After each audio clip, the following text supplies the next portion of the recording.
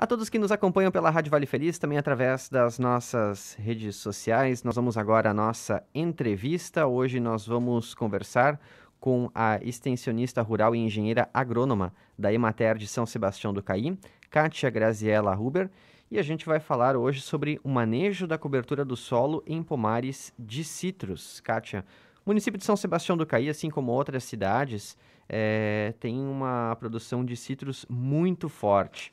Então, falando dessa questão da cobertura do solo nos pomares de citros, por que a gente deve usar plantas na cobertura dos pomares?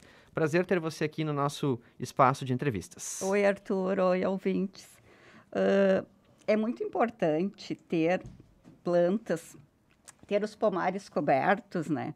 Porque a cobertura verde, ela é a pele do solo. Uhum. É como se fosse a nossa pele. A gente também precisa sempre de uma cobertura para nos proteger do frio, para nos proteger do calor. Uhum. E a mesma coisa é o solo. Então, um dos objetivos principais de ter essas plantas é para melhorar o solo. Tá? Eu vou citar aqui todas as vantagens que existem em ter plantas de cobertura no solo. Como promovem a ciclagem de nutrientes, aqueles nutrientes que eles estão nas camadas superficiais do solo, principalmente os de fácil mobilidade, eles podem subir como cálcio, magnésio, potássio e ficar mais disponível para as plantas de citros. Como também diminui a compactação do solo, que é um problema. Reduz a erosão do solo, que quando se fala em conservação de solo, né, a primeira coisa que vem à cabeça é a erosão. Uhum. A variação de temperatura do solo, essas plantas também beneficiam, aumento do teor de matéria orgânica. E aí já vem uma economia financeira também para o citricultor, né? Uhum. E outra vantagem das plantas cultivadas é a diminuição do uso de adubos minerais, principalmente os nitrogenados, com o uso de plantas leguminosas, né, que captam nitrogênio da atmosfera. Redução da perda de adubos e corretivos também aplicados ao pomar, né? Quando o solo coberto, ele reduz essas perdas. E são essas as vantagens. Sim. Como é que os produtores eles podem, por exemplo, escolher as plantas? Tem tipos de plantas específicos? Como é que isso funciona? Isso é uma dúvida que talvez muitos produtores tenham. O bom.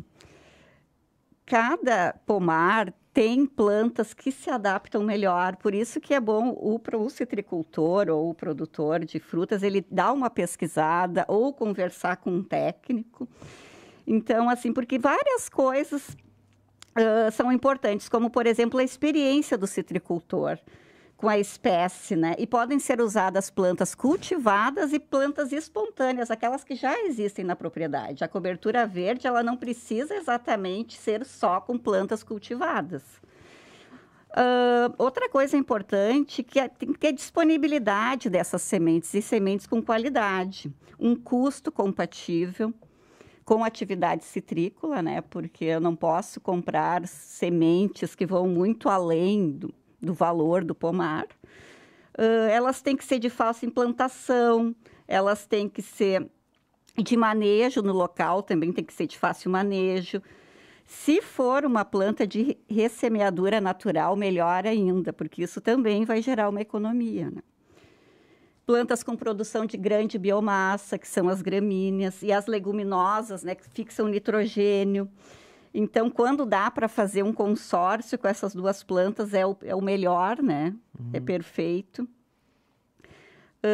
As plantas de cobertura também, elas vão impedir que as plantas invasoras tomem conta do pomar, elas vão competir com essas plantas invasoras.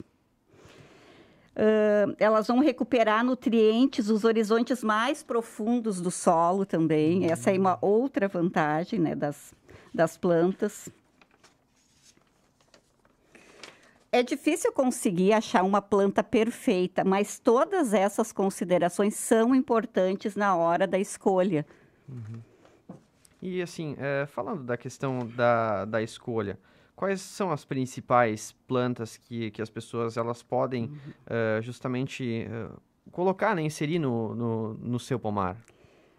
Tem algumas observações que são bem importantes, como, por exemplo, o hábito da planta para o pomar de citros. Eu tenho que escolher uma planta que tenha hábito ereto, tá? Então, não são recomendados para citros plantas com hábito trepador, tá? Porque essas espécies com hábito trepador, elas podem causar uma série de problemas, como elas podem crescer por cima da planta dos citros, elas vão diminuir a insolação no pomar, quebra de brotações e ramos, dificuldade de realizar as operações, tá? Então, tem que cuidar isso. E nós temos plantas indicadas para o verão e plantas indicadas para o inverno. Aqui para a nossa região, temos para verão o feijão miúdo, a mucuna anã, a crotalária, tá? Então, todas essas plantas podem ser plantadas na entrelinha dos pomares. No inverno tem as aveias, aveia preta, aveia branca, nabo forrageiro, ervilhaca. No inverno realmente tem mais opções. Uhum. Exatamente, né? E o que as pessoas elas devem evitar nesse sentido? Elas devem evitar, sim. Quando eu falei em planta de cobertura, né, logo se imagina um pomar totalmente coberto. Só que tem que prestar atenção, por exemplo, no início, quando eu vou instalar um pomar, que as plantas estão jovens, não é indicado ter plantas de cobertura na linha, porque essas plantas de cobertura, elas vão competir por água e nutrientes com a cultura que eu tenho ali, que é os citros, né? Então, o ideal nesse caso é ter as plantas de cobertura na entrelinha e deixar as linhas limpas até que a planta se torne adulta, que tenha as raízes bem formadas. E outro detalhe importante também, nos pomares adultos, essas plantas de cobertura, elas precisam ficar roçadas, né? Plantas de baixo porte. Tá? E como é que isso vai ser controlado? Através de roçadas. Por que elas têm que ficar de baixo porte? Principalmente nessas épocas de déficit hídrico, como, por exemplo, aqui na nossa região é primavera e verão, também para não haver competição entre as plantas de cobertura e os citros. Tá? Importante também, pessoal, é sempre evitar uso de grade dentro do pomar, tá? Porque essa grade, ela pode provocar danos às raízes, né? E esses danos, eles vão ferir as plantas, as radicelas, que são aquelas raízes bem pequenas, e o tronco das árvores. Então, esses ferimentos, eles vão ser porta de entrada para doenças, como, por exemplo, a gomose, que é uma doença bem séria dos citros, né? Acontece bastante com limão. Então, tem que ter esse cuidado quando for roçar. Outra coisa, o uso da grade, ele também levanta muita poeira no pomar. E essa poeira, ela acaba se depositando nas folhas, o que atrai infestação de cochonilhas. Além de reduzir, claro, né, a atividade fotossintética das folhas, porque elas vão estar cobertas de poeira. Falando sobre, Kátia, outra coisa, né? Você comentou que tem que ser feita a roçada. Mesmo que os produtores tenham esse trabalho de ter que fazer a roçada, por exemplo, no local, os benefícios são maiores que os custos, por exemplo, da manutenção do pomar? São muito maiores. Os benefícios são imensamente maiores do que esse trabalho da roçada, até por uma questão também financeira. Porque o pomar coberto, né, com a pele verde, ele está protegido. Ele está protegido da erosão, ele está protegido da variação de temperatura e também, o que é importante, o produtor ele vai economizar, principalmente com adubos nitrogenados. Então, sim, o pomar coberto, ele vai ter mais vida, ele vai ser um pomar com uma maior durabilidade e vai ter um custo mais baixo também. E na produção isso também interfere positivamente? Com certeza interfere. Sim. Interfere também porque o pomar coberto ele diminui as perdas de nutrientes, como, por exemplo, pela erosão, né, Sim. que os adubos os que são aplicados, né? É interessante até comentar assim por ver pomares de vez em quando em muitos locais.